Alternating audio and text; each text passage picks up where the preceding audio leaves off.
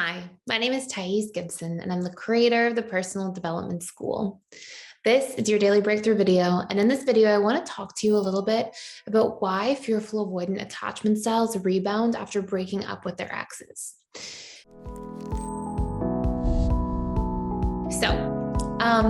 Fearful avoidance, as we dive into this topic, have a really interesting relationship to how they deal with pain. And they deal with pain in a number of different ways, but you can think of it this way. When we have behaviors that we partake in, so much of them are these autopilot, almost like knee-jerk reactions to trying to get into a different emotional state. So when somebody, for example, I'll give one example that I can think of off the top of my head, but there's countless. I had a client one time and she was fearful avoidant, and she said, all the time I get up and I don't like my job. And so I always find myself going on these sugar binges in the middle of the day. And when I loved my old job, I never used to do this. So why am I finding myself in this pattern all the time now? And one of the biggest things is like sugar. It creates a bit of pleasure in the brain, right? It has the neurochemical reactions related to pleasure. There's a sense of comfort and emotional connection that we are literally conditioned to feel from food, because our subconscious first memories in relationship to food are of being breastfed. And there's a tremendous amount of oxytocin, the bonding neurochemical, the emotional connection neurochemical, that's released during that process, as well as a sense of safety and comfort, because we're being held, we're being taken care of, we're being cradled.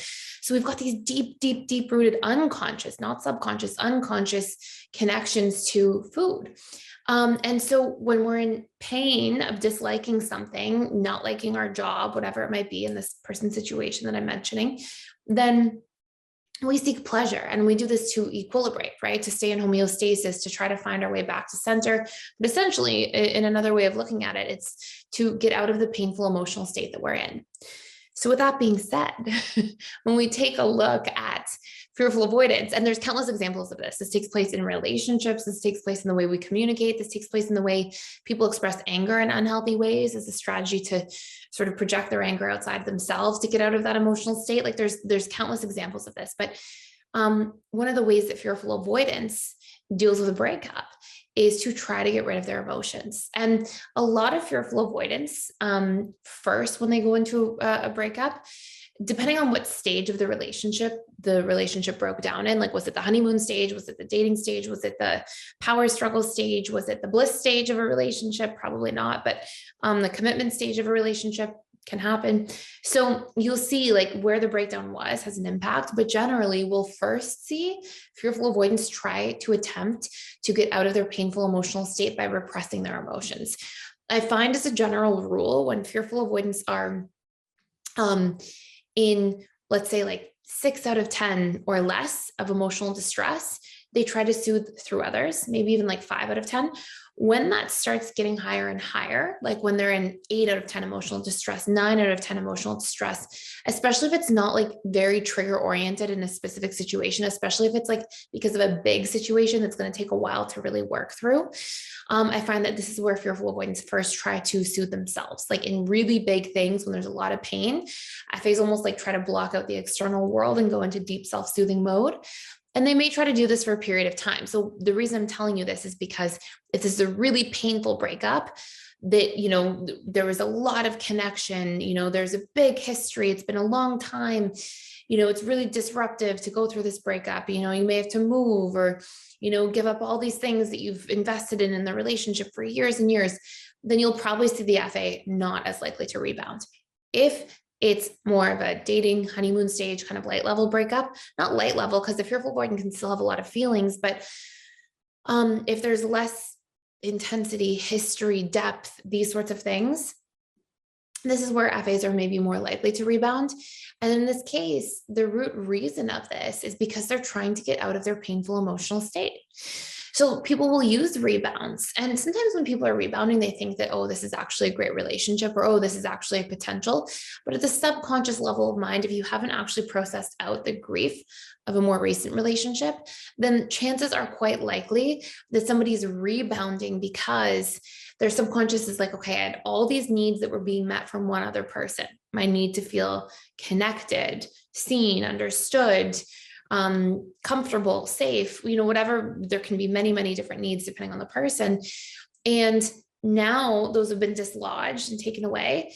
And the subconscious mind is the needs meeting machine. So it will try to go find another source of those needs in either a variety of different forms, like spending time with multiple friends, family, time alone, watching romantic comedies, all these different things that are these strategies to get those needs met, or through a new entire source in a more singular form, like one other person. So these are the reasons that FAs will rebound.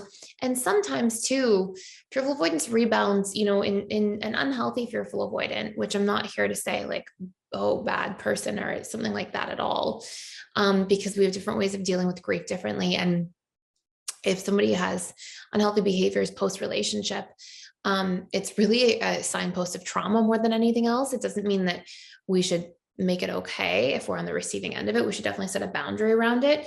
But it's also valuable to not like demonize people for different things, when literally if people didn't have a history of trauma related to attachment in their background, these behaviors wouldn't be running. But sometimes I'll see with fearful avoidance, they may also rebound as a strategy to like evoke an emotional reaction from an ex to see if that person is, jealous or is going to, want them back or respond in some way or reach out to them. And it can also be like this strategy to try to get connection when they don't have a more empowered way of doing so. And so it can be a little bit manipulative at a deep level. And the relationship the FA has to that is not usually to cause pain or to intentionally hurt anybody, but instead because they're so terrified to express their feelings or express their vulnerability, it's like they're left with only these like really roundabout ways of trying to get their needs met, to see if the person cares. So sometimes I'll see that as a strategy as well. And if you're on the receiving end of that, like have compassion for that. But at the same time, it's also a really strong sign that that person's not ready for a healthy relationship right now. So by engaging in that, it sort of validates or reinforces that behavior. It like enables it. And it also stops the fearful avoidant from healing. And also will most likely be you and that person getting back into that same relationship dynamic, repeating those same patterns, because if those are the strategies that individual's relying on for connection, then there's a lot of healing to do in that area. So I just wanted to say that as well. Anyways, I hope this all makes sense. But these are some of the big reasons fearful avoidance will rebound. Again, definitely depends on the stage of the relationship. And that is it for today. Thank you for watching. Thank you for being here. Please like, share, and subscribe to this channel if you haven't already. I would really appreciate it. And I will see you in the next video.